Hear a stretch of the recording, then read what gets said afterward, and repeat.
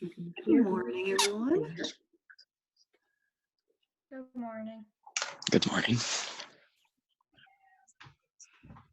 Let's see, got a number of folks in here. So what I'm going to do, we have 40 minutes, and at the end of, for the account that we're using with this Zoom account, we only, if we have a group of people, we only get 40 minutes. So I think you're all, I don't think anything's going to blow up after 40 minutes, I hope, but you'll all disappear.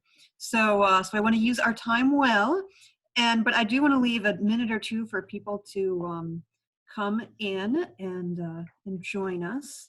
I'm going to go ahead and mute all of you guys, or you can mute yourselves. Let's see. If you do have any questions, there is a chat. If you look on the bottom of your screen, if you want to go ahead and type any questions in. Normally when I'm doing GIS training, I like to have sort of a back and forth and ask questions and stuff, but I think there's going to be a decent group of people once everyone joins in, so that could get a little bit unwieldy. So if you have a question, go ahead and type something into that chat, and see what I can do to get that answered. Hopefully that you have all set up your accounts. I know that I got some questions about that, so I know you guys were working on that, some of you at least. And let's see, let me get, there we are.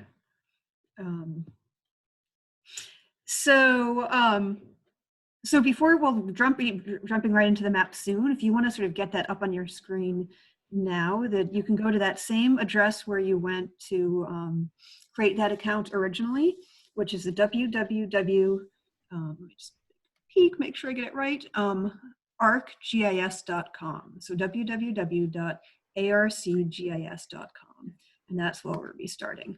I'll give just a quick, brief introduction about GIS while we wait for folks to join in. So GIS is what we're going to be doing, and that stands for Geographic Information Systems. So it's all about information, but information that's geographic. So it's sometimes called, so anything that has any information that has a place on the earth.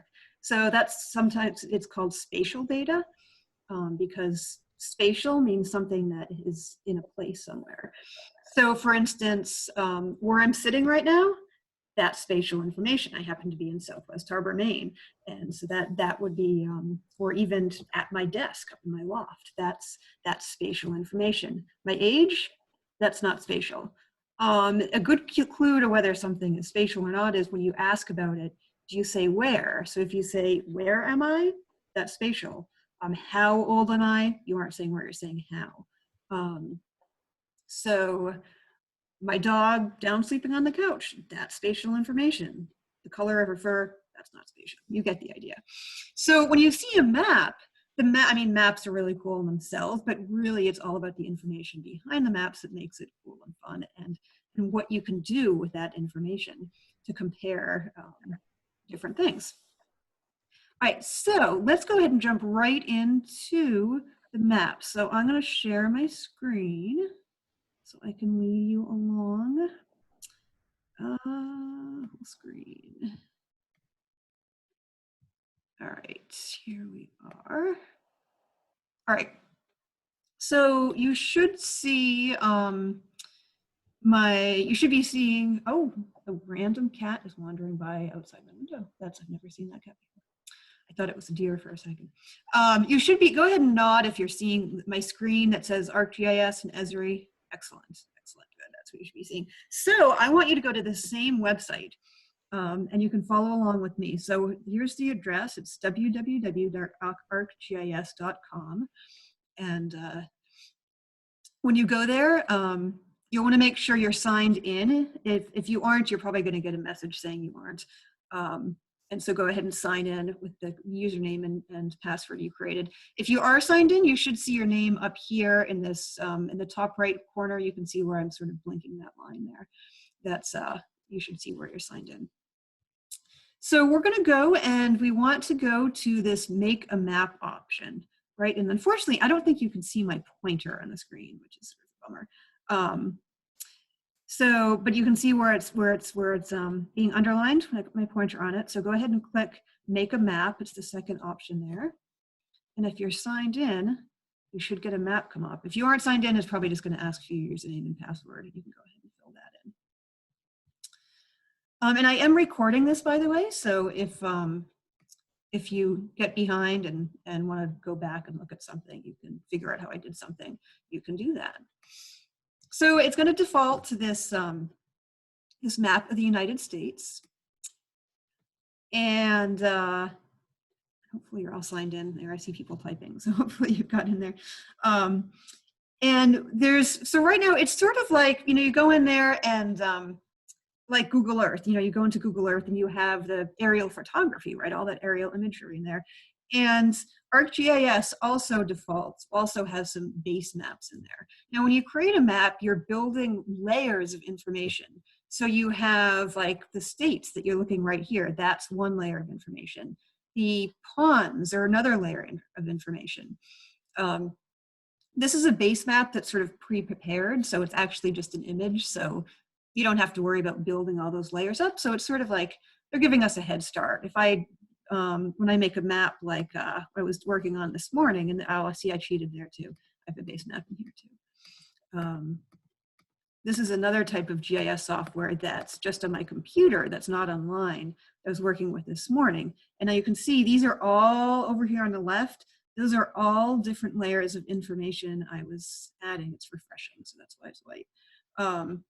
And most of these are trails, because actually this is the same base map we're using in here. You can see some of these are layers of information that I added from other places. Some are layers of information I created myself. Yeah, it's sort of refreshing there. So we're going to add in some layers of information. So you want to go to this Add button. In the top left part of your screen, it will say Add Content to Map. So click the little arrow by the Add button and go to Search for Layers. Now, you have a couple different places from which you can add layers, and it's going to default to My Content. So that's any content that you guys have added in your own account, but you have it done. So you don't want to search your content because there won't be anything in there. So click the drop down next to My Content and go down to ArcGIS Online. And then in the little search box by the magnifying glass, search for US states, I think should bring up what we want. It did. So the one that we want to add is this US state boundaries here. It says by Esri Training Services underneath it. It's a very colorful thing of states here. And when I did US states, it came up as the third option down. I can add it directly, or if I click on this, if I actually click on the name of that layer or on the image, it will tell me more information about it. So I get a little preview of what it looks like and a little paragraph about what the data is for and how to use it. And then I can click Add to Map. And it should pop up. There it is. So that's pretty cool, right? And what I can do, oh, by the way, to zoom, you guys probably already figured this out, but to zoom around, there's zoom in and out buttons here over on the top left. So if I want to zoom out to see Alaska, I could do that. Zoom back in. And then if you click and pan, you can click and hold to drag around the map. You guys probably already figured that out too. That's sort of like, it's just like Google Earth. So here's the United States. Here's this layer of the states of the US overlaid on this base imagery. And I can click on the states and it will tell me the name of the state. And you can see, it tells me a lot more than the name though. So Montana, I happen to click on. But it also gives me lots of other information. There's some codes here. There's a state abbreviation, some other codes. Year I admitted, I bet that's year admitted to the United States, 1889. That's pretty cool. I just had another idea of something we might do if we have time. And it also shows the population, which was at the year of this data, which should be in there somewhere, was 989,000 something. And the size square miles of the state. Now I can look at this information individually for each of these states, or I could look at the information for these states all at once. So over here on the left, in this little panel on the left where we did our search, this is called the table of contents. I'm going to click this back arrow way in the left. There's a little arrow next to where it says ArcGIS Online. And I'm going to click on that back arrow to get out of this search box. And then in these three tabs here, I've got About the Map, I've got Content, and I've got Legend. So let's click Content. And then here's, you can see the different layers that are in the map. I've got this topographic base map layer that was already in there when I joined it, when I opened the map, and then the US state boundaries that I added. You should see a couple of little symbols underneath. There's like a little table and some little square, triangle, circle things and some other stuff. If you can't see that, go ahead and click on US state boundaries itself. You should be able to see that. And then click on the little thing that looks like a little table, the second symbol from the left. And when you hover on it, it says Show Table. So here it's showing the table of all the information that's in that particular layer. So I can drag that up. If I hover on the top of it, I can drag it up and make it a little bigger. And you can see for each state, here's all the list of states. And for each one, and you can see when I click on Colorado and highlight in the table, you can see it's highlighting it in the map too. So all this data is connected to the information you're seeing in the map. So if I find Maine, where's Maine? It's in there somewhere. Here's Maine. And you can see it highlights Maine. And there's all this information in here. Some of your guys' heads are covering it in the Zoom meeting here. But you can see it has all that information in here. So it's got the square miles and when it was admitted to the Union, to the United States, which is pretty cool, and all that other information. So right now, I'm gonna close that table. And I can see that too. If I just click on one of the states, then I can see that information for just the individual state. All right, I gotta go might move you guys over so I can close that window. And so right now we're looking at this data. It's each state is a different color, right? So it's pretty enough. It's very bold colors, so you can really you see the boundaries of the states very well, but it's not telling us anything. We can change the symbols so that they tell us something. For example, some of the information in there, if I click on Texas, is population, right? So here's population of Texas, a lot, 2 million something. So this would be a much more interesting map if we use some of the data that was in that table in the map to illustrate that to other people. So we're going to do that by changing the symbology of the map. So I'm going to go back over into my table of contents on the left here. And under US state boundaries, I'm going to, this little symbol in the middle, this little triangle, square, circle thing, when I hover over it, it says change style. So I'm going to click that.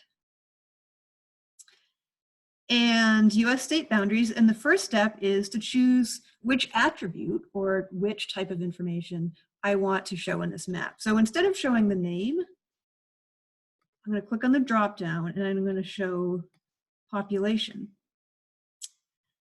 And you'll see when I do that, a bunch of different options come up under step 2 because population is numeric information. It's a number, right? So the name, there's 2 types of information, qualitative, quantitative. Quantitative, like quantity, is numbers. So this is numbers we're looking at with population, which means we have lots of different ways we can display it. So we're going to do it by counts and amounts color. So the second option down here, this first one is counts and amounts size. We're going to go ahead to counts and amounts color and click select. And you can see it changes the map up. That's pretty cool. So now this, you can see in the legend down here, it's showing that a lower population, we're displaying the data based on the population. And so the lower population is these lighter colors, and the higher populations are this darker colors. Now, if I decide I don't like those, actually those aren't bad colors. They look nicely with the background. But if I wanted to change those colors up, I can click on options and click on this little symbols thing over here on the right near the top. And I get all these different symbol options.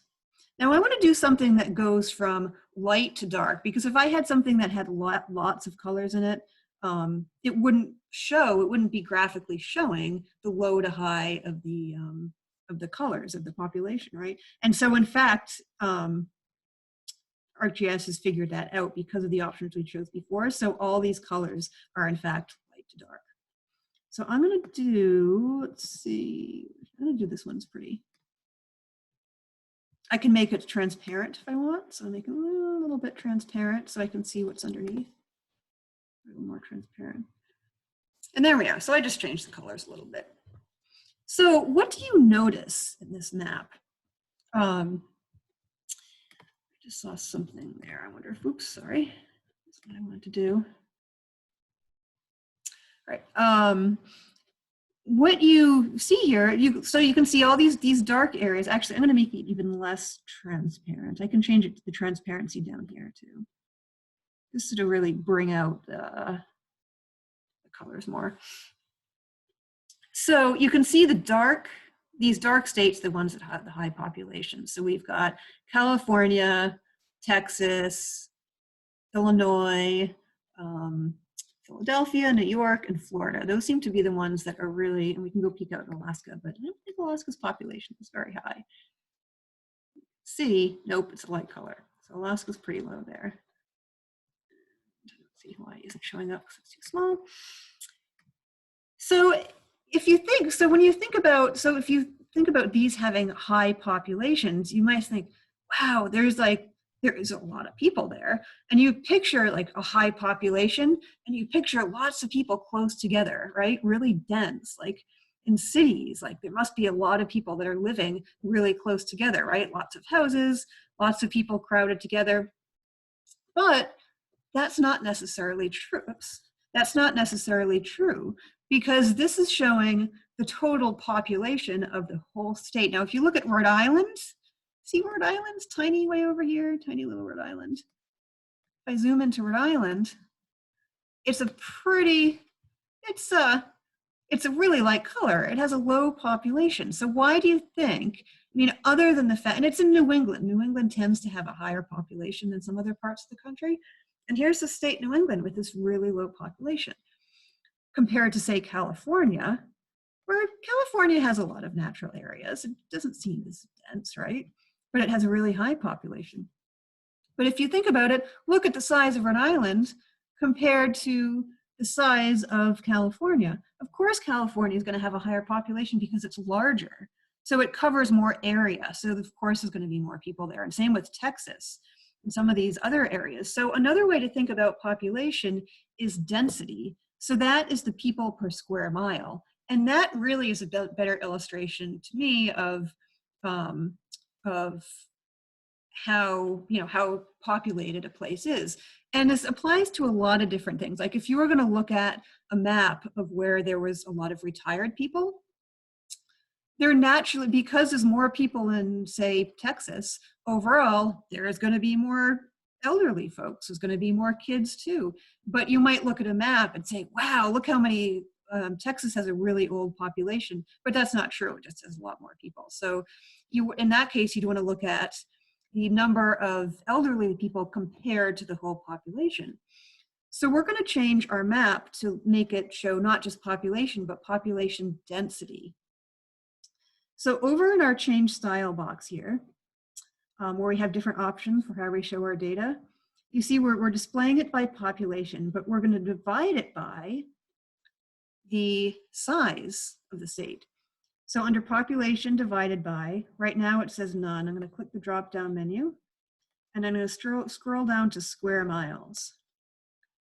And then I'm showing number of people for square miles. Now it totally messed up this isn't a very good map because it's showing just everything is like in one category. So we can change how we categorize the data or classify the data, because this isn't really showing us much.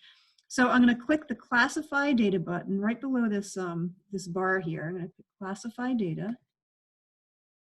And it will bring up different ways I can classify it. Right now it's using natural breaks. I'm going to click on that. It's just which is just a scientific way of putting breaks in, but it's not doing a very good job. So I'm going to click on under using. So it's classify data using. I'm going to click on that drop down and I'm going to select quantile. Quantile means that each category will have the same number of states in it. And wow, that's a pretty different map, huh? So remember before, Texas and California were showing with really high populations, but that's because they're big states, right? In Texas, somewhat in California, it has some cities, so it has some density, but look at how Texas is sort of in this lower category. If you look down at the legend down here, population divided by square miles, you can see it's the second to lowest category of density. So even though it had a lot of people, that's just because it was, because it's a big state, it's actually not that dense. And look at where all the density is in New England. And in fact, if I go into, let's see how I think Rhode Island is, yep, even Rhode Island, remember how light Rhode Island was? But now you can see, even though there's not a lot of numbers of people, it's pretty dense. It's a pretty dense state there.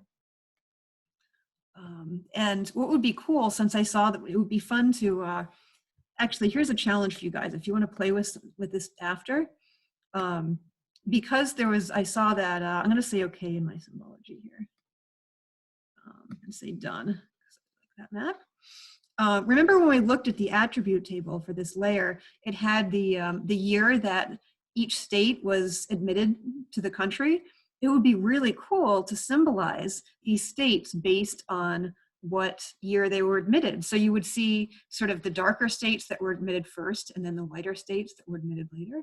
That would be a pretty cool map. And I bet, of course, the East Coast would be all darker because those were admitted first, and the West Coast, for the most, I mean, the middle of the state would be lighter if they're admitted later. So there's a challenge for you guys if you want to play around with this more. That would be fun. But for now, we're going to move on to Maine. So before we do that, we're going to save our map so you can play around with them later. So if you go up to the top above your map, you'll see a save option. And you can click on save and save as or save. You haven't saved it yet, so it doesn't matter. You're going to need to enter a title. I'll just call it USA map. And if you don't put a tag in, it's not going to let you save it. So you're going to put in a tag. So I'll just say USA for tag and save it, and it will save into your content. I'll show you guys where that is later before we finish. All right. So now we're going to look at some Maine data. I'm going to go up in the top right. You'll see there's an option to create a new map. So I'm going to click new map. And right at the top, I'm going to do, once again, create new map. So new map and then create new map.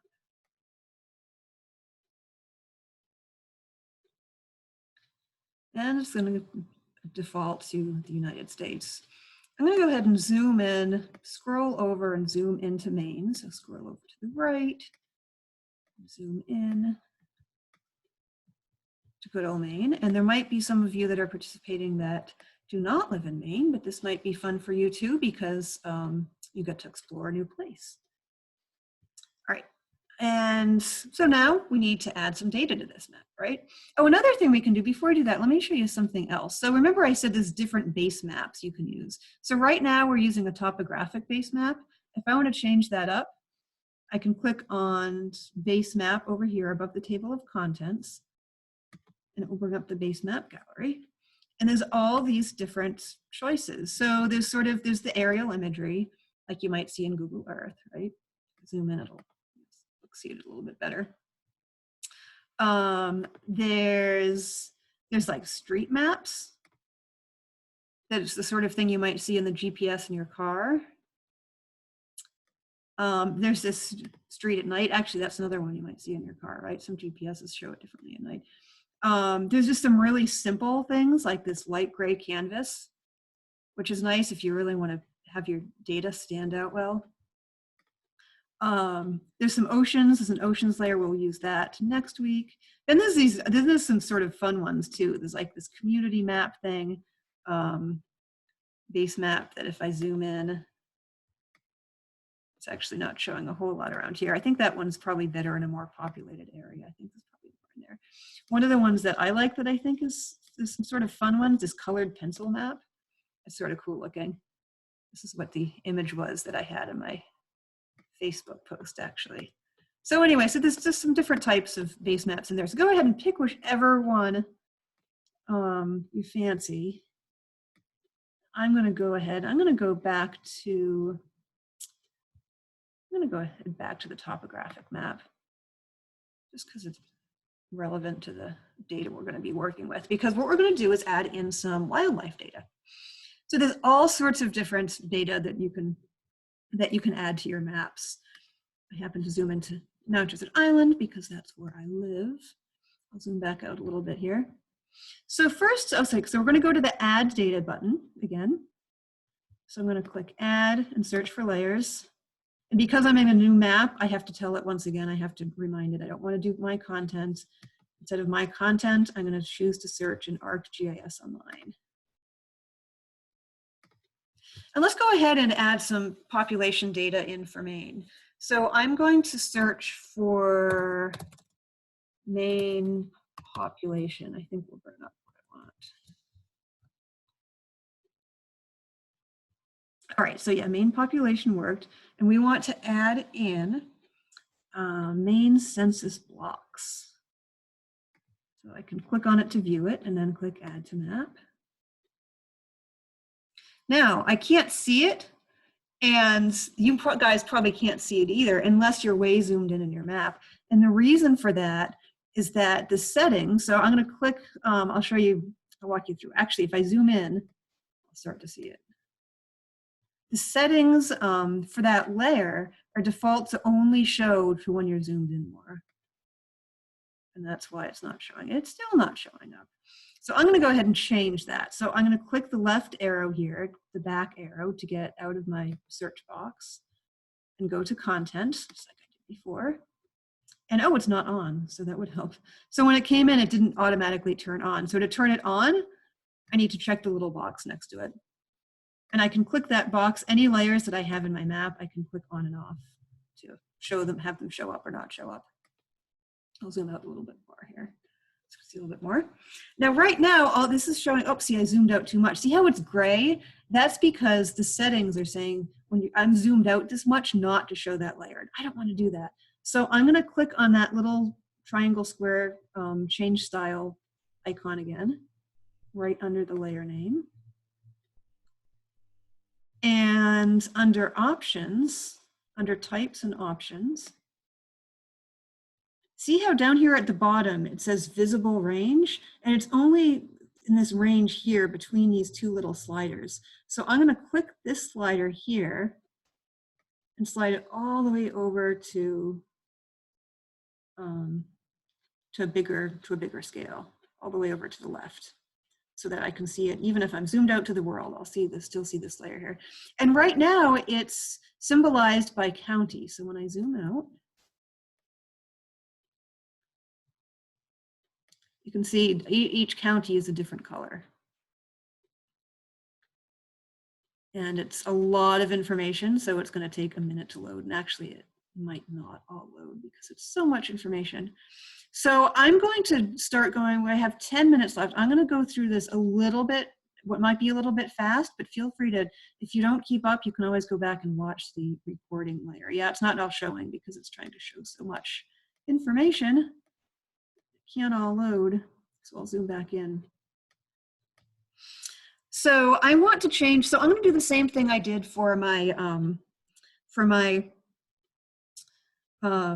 states layer, is that I'm going to show, instead of just showing the county names, I'm going to display the data by population.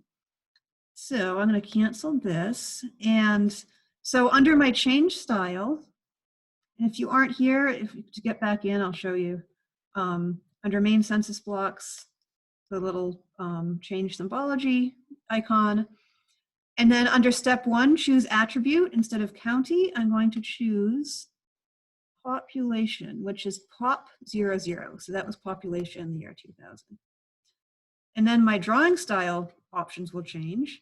And just like I did before, I want to go to counts and amounts color. I'm going to choose options. And I'm not going to divide it by anything. I'm just going to do straight up population, but I am going to do classify data. Click classify data to break it up more. And once again, I didn't save this before my visible range. I canceled it out. So I'm going to make sure my visible range, that left slider, is all the way over to the left world. Now it's showing up. That's more like it. I'm going to leave this classify data, the natural breaks with 4 classes. I'm just going to leave that as is and say, okay, and I'll leave the color scheme too. So when I zoom out a little bit, you can see there are some places that are a little bit more populated than others are the darker areas. All right, so now I want to add some wildlife because I said this is going to be about wildlife, right? It took me a while to get to that. So as that's loading, we're going to add some information about deer. There's a layer that's deer wintering areas. Oh, see this little orange exclamation point down here? That means I'm trying to show information, so much information it can't load. So I'm going to zoom in a little bit so that it actually loads. And it's just being a little bit slow. Oh, I hope it hasn't frozen up. There it goes. So I'm going to go back to add more data. So I'm going to click the add button, search for layers. And this time, instead of Maine population, I want to search for Maine deer. And sure enough, the very first layer that pops up is this Maine deer wintering areas by the state of Maine. So this is places that deer tend to bed down at nights. And I'm going to, instead of clicking the layer, I can actually click just this little plus sign and add it directly in if I don't want to preview it, preview the information. And there are the deer wintering areas with these green outlines and these hash marks. So these are places that you're likely to find deer. And I know this one, for instance, and this one, because I live right, oh, I don't know if you can see my pointer. Can you guys see my pointer? Shake your heads yes if you can. You can, okay, good. I wasn't sure you could.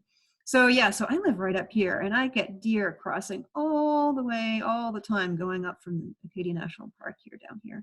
And that's why I thought that cat earlier was a deer. You can change the symbology of that if you want.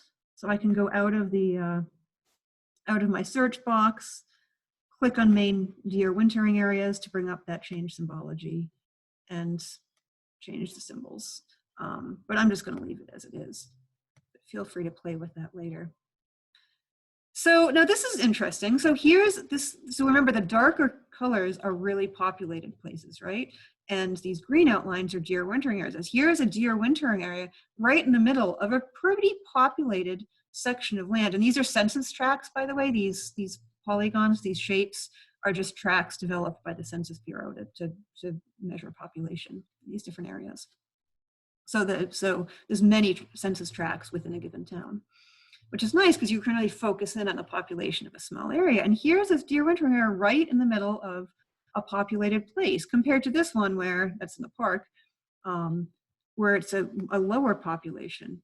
So that's a good way you can see how there could be some conflicts there. Like the deer, I get deer in my yard all the time that eat my flowers. So that's no good.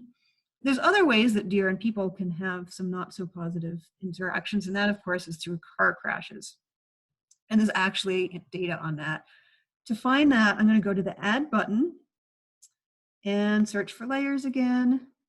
And I'm going to do the same Maine deer search, but if I scroll down a little bit more, right at the bottom there's Maine deer crashes.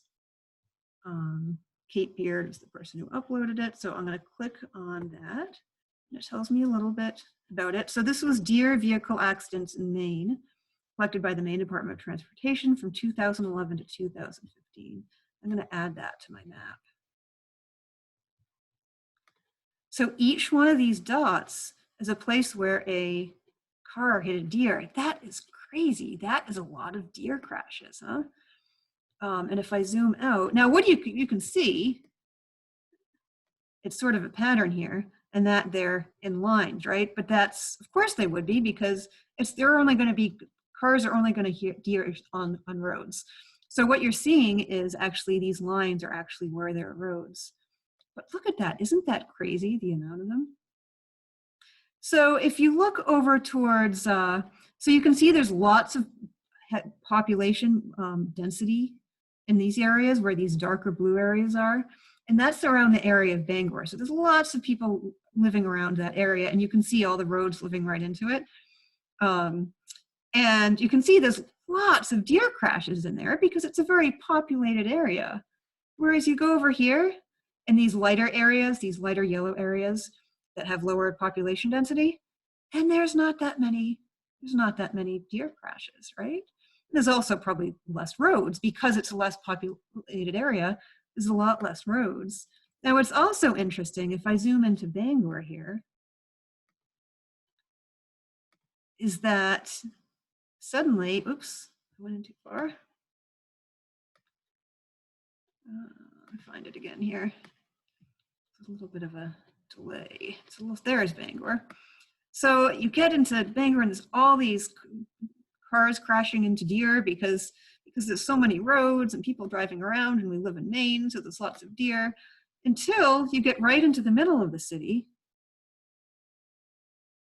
which I'm having trouble doing here. Actually, I'm wrong. Look at that. There's actually still quite a few.